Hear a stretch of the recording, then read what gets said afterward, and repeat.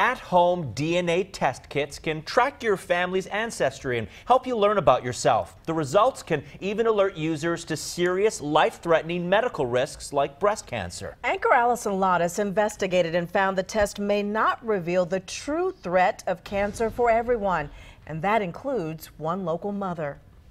What I'm supposed to do is... Kelly Kashmer documented her at-home genetic test. Spit into the funnel and sent her saliva containing her DNA off in the mail to 23andMe, the only company with FDA approval for a direct-to-consumer genetic test for cancer risk. Kashmer actually already knew she carried the genetic mutation for a higher risk of breast cancer, but decided to try the at-home kit, curious about its effectiveness.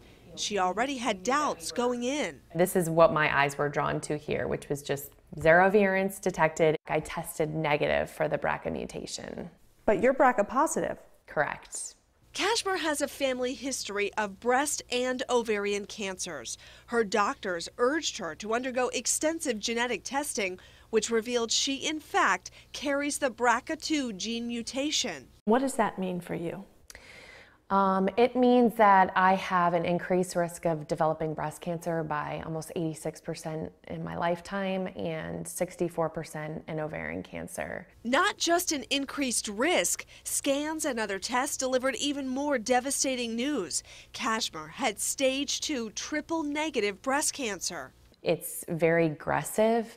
It creates its own food to feed itself. It's a nasty cancer. Why didn't this at-home kit tell Kelly Kashmer she was BRCA positive?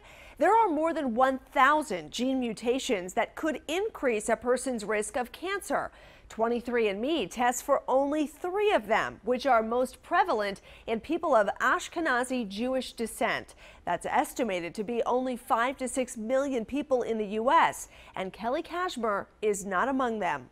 Genes are like books, made up of bunches of different letters or words. Stacy Lenarczyk is a genetic counselor at Levine Cancer Institute. She says at-home kits are not as thorough as clinical tests conducted by medical professionals. There are hundreds, if not 1,000, of different mutations that can be seen within these genes.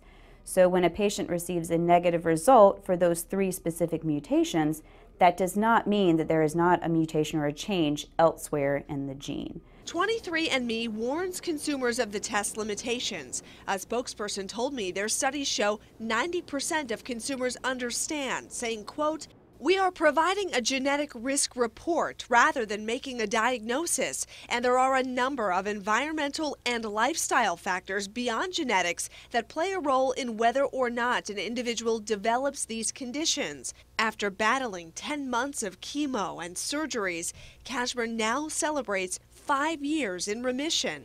But she worries people testing their DNA at home may not do their research, and that negative results could create a false sense of security.